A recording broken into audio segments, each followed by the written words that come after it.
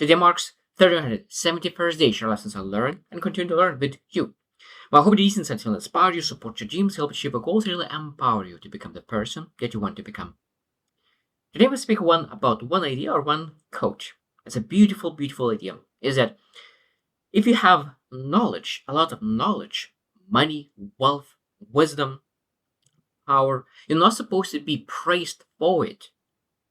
What you're supposed to be praised for is what you use that for. So it means if you have a lot of knowledge, that means that you're not supposed to be praised for that, because it might be that you use that knowledge for the wrong things. Because I really love this saying that wealth is a tool, power is a tool. Everything is a tool. Knowledge is a tool, money is a tool, wealth is a tool. So when you think about tool, what do you imagine? I imagine even like, for example, book is a tool as well. Knife is a tool as well. So knife could be used for bad things and for good things. Even a book, like I don't remember who said it, but really was funny. Says that a book, you can really take a book that is a very valuable book. You can take that book and smash someone in the face. So we use that tool for the wrong reasons. While books supposed to be to gather knowledge, to gather understanding, that means every single thing in life could be used as a tool. And when we know that, it means we not praise someone that he has a tool. We not praise someone that he has a book in his hand. We are praising people for what they do with that. So when I see that a person is reading that book, we can praise for that. If we see that a person is getting wisdom, we not praise that person got the wisdom from the book. What we praise for is when that person uses that knowledge, uses that wisdom that he learned from that book, and now we're able to see how that benefits society, how it benefits that person, how it benefits his family. And it's a beautiful thing that when we start looking into what they actually do with what they have. Because having is nothing, and I think there's so many rich, wealthy people who are having everything to themselves. Of course, hands goes this one way, but they're not able to really use that wealth to really for the benefit of others. And I think that in every single thing in life, we need to look into as a tool. So that means that even like, let's say that I want to achieve great success in life. So what do I need to have? I need to have resilience. Resilience is a tool. Resilience could be used for good thing, for a bad thing. If you're resilient because you keep those bad habits and you're resilient at it, of course, that's not a good thing. But if you're resilient because you really want to stay consistent on the things that really matter, that could be a good thing.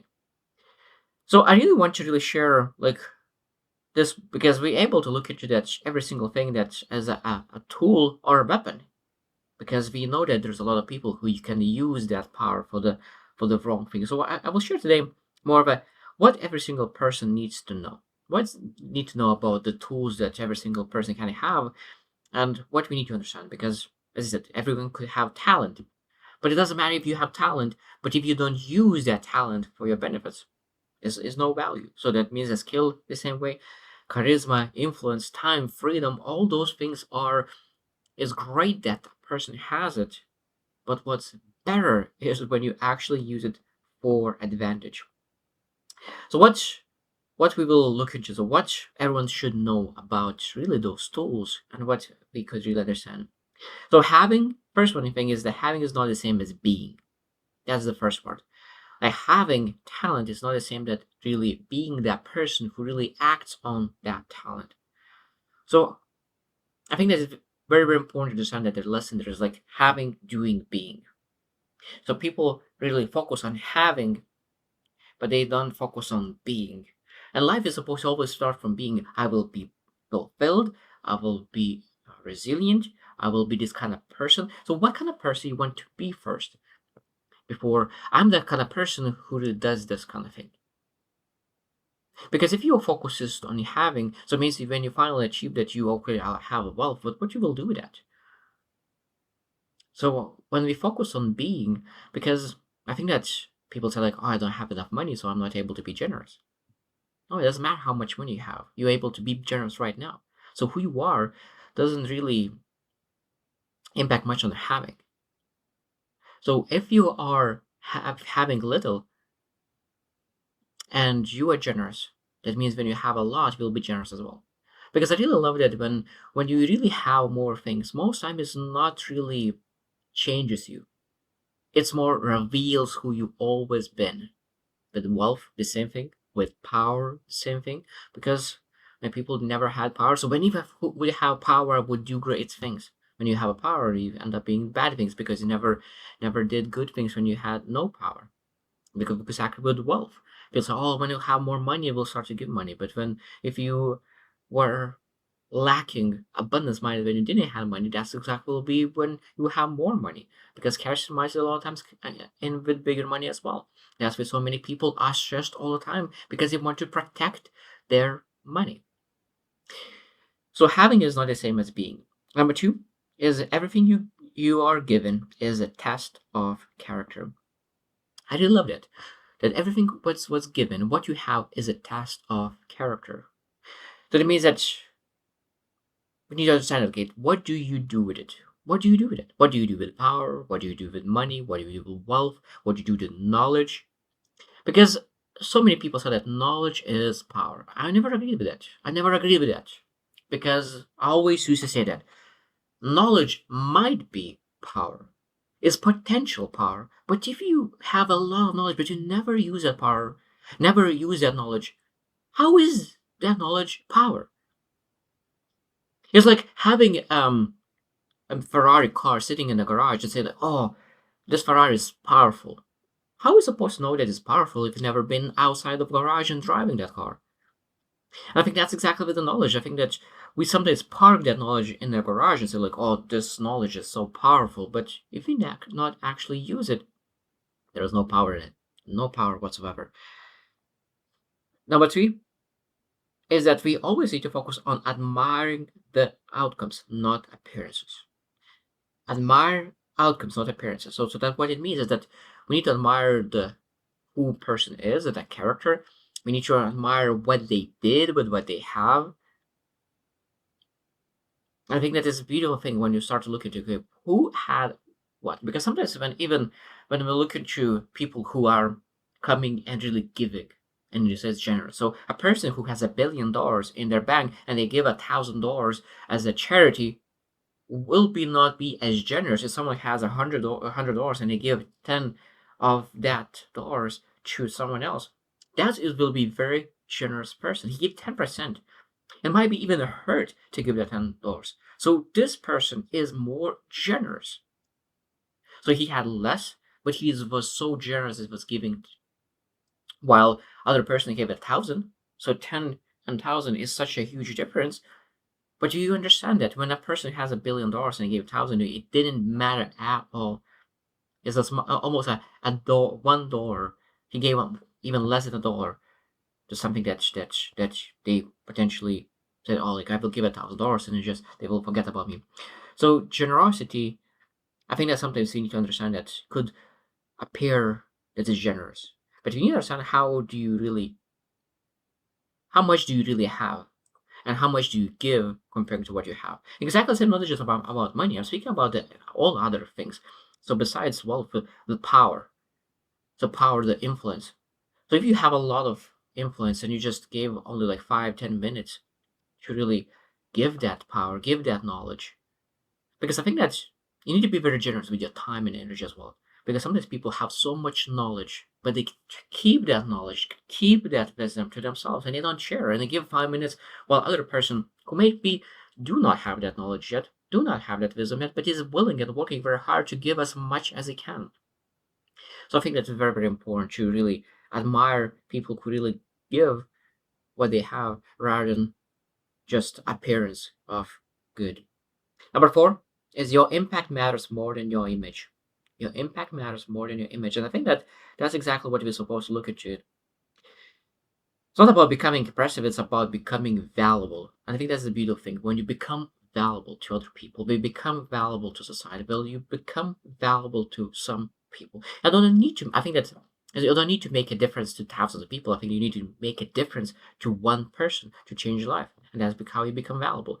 But in the market, you're able to become more valuable if you just develop the if you solve the problems of other people, you become more valuable. So what kind of problems do you solve? And then again, this is a question that we're able to ask. Okay, what do you have right now that could solve other people's problems?